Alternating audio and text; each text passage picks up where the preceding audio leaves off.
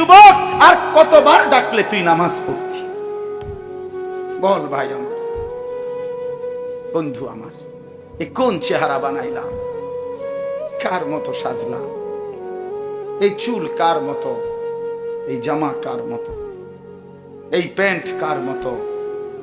সারাদিন মোবাইলের এই অসভ্যতা, অস্থিরতা, বেহায়াপনা, নোংরামি, সারা রাত উলঙ্গ ছবি দেখা, জিনা ব্যভিচারের দৃশ্য দেখা।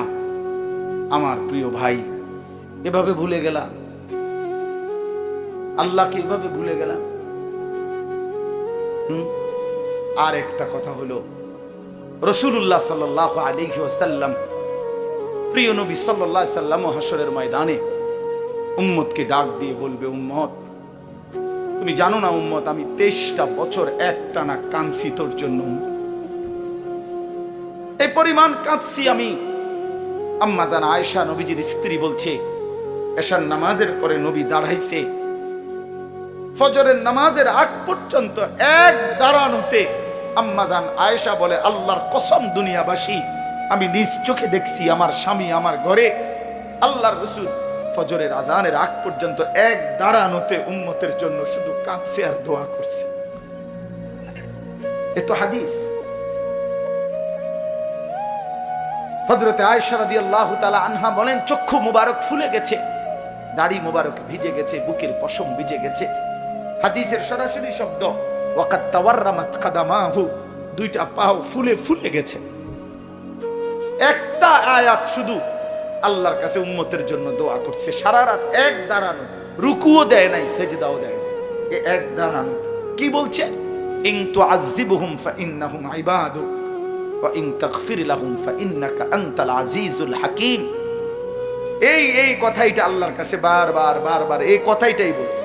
কি অর্থ? কি অর্থ বলছে, আল্লাহ মাওলা, এই আমার উম্মত তো আপনার বান্দা, আমার উম্মতের অপরাধের কারণে, পাপের কারণে আপনি যদি তাদেরকে শাস্তি দেন, আযাব দেন, ইন তুআযিবহুম, আপনি যদি তাদেরকে আযাব দেন, আপনি দিতে পারবেন, ফাইন্নাহুম ইবাদুকা, কারণ এরা তো আপনার বান্দা, আপনি বানিয়েছেন, তো আপনি যাকে বানাইছেন আপনি তো তাকে ইচ্ছে করলে শাস্তি দিতে পারবেন, আপনারে বাধা দিবে কে?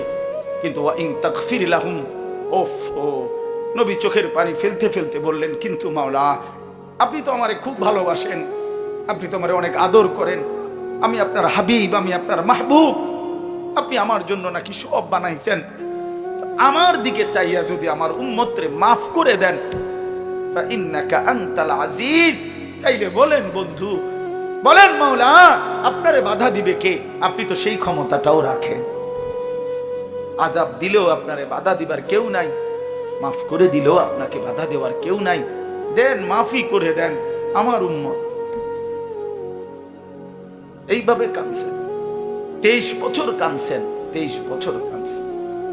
প্রিয় ভাই, 23 বছর কাঁদছেন। রাসূলুল্লাহ সাল্লাল্লাহু আলাইহি ওয়াসাল্লামের কে নিয়ে ধাক্কাধাক্কি করার দরকার নাই। তুমিও ভালোবাসো, আমিও ভালোবাসি, তুমিও মহব্বত করো, আমিও মহব্বত করি। রাসূলুল্লাহ সাল্লাল্লাহু আলাইহি ওয়াসাল্লামকে ভালোবাসো, নবী সাল্লাল্লাহু আলাইহি ওয়াসাল্লামের এক এক ফোঁটা চোখের পানির কদর করো ভাই। আল্লাহর নবী বলবেন, উম্মত 23টা বছর আমি কেঁদেছি। আমি নিজের পিঠ দেখাবে, আমরা কিতাবে পড়ছি, উর্দু কিতাবে আল্লাহর নবী বহু উম্মতকে নিজের পিঠ সরাইয়া দেখাবে, আমার উম্মত আমার পিঠটা দেখো, তায়েফের পাথরের আঘাতে আমার পিঠটা চালনির মতো ছিদ্র ছিদ্র হয়ে গেছে, আমি এই পরিমাণ পাথরের আঘাত সইলাম, আমি রক্তে দেহ ভাসায় ফেললাম, ক্ষুধার কষ্টে পেটে 2টা পাথর বাঁধলাম, উহুদের দান শহীদ করা রক্তে আমি বেহুশ হয়ে উহুদের ময়দানে পড়েছিলাম। আমার ঘরে 3 মাস চুলায় আগুন জ্বলে নাই, 3 মাস নবীর ঘরের চুলায় আগুন জ্বলে নাই।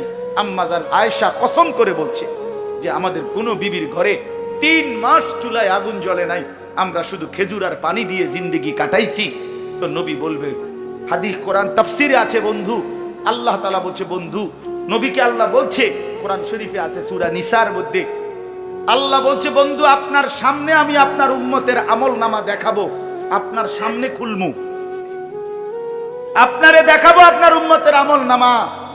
এই নবী তখন আমল নামা দেখা যখন দেখবে পৃষ্ঠার পর পৃষ্ঠা নামাজ নাই, সেজদা নাই, 30 বছর মিথ্যা বললা, 30 বছর সুদ খাইলা, 50 বছর ধরে বিড়ি সিগারেট, 60 বছর 70 বছর এই নাফরমানির উপরে কথায় কথায় গালি, অবৈধ উপার্জন, হারাম, সুদ, ঘুষ, মদ, জুয়া, চুরি, ডাকাতি, বেহায়া, বেপর্দা, জিনা, ব্যভিচার, অসভ্যতা, নোংরামি।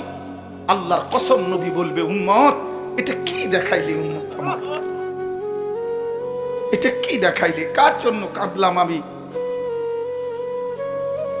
আমি কার জন্য পাথরের আঘাত সইলাম? আমি পেটে পাথর বাঁধলাম কেন তাইলে? এ কি আমল নামা? নামাজ কই, ফজর কই? 365 দিন তো পৃষ্ঠা উল্টাইলাম উম্মত, একটা সেজদা নাই, কোনো দিন ফজরের নামাজ নাই। আমি এই আমল নামা নিয়ে সুপারিশের জন্য মালিকের সামনে কেমনে দাঁড়াবো?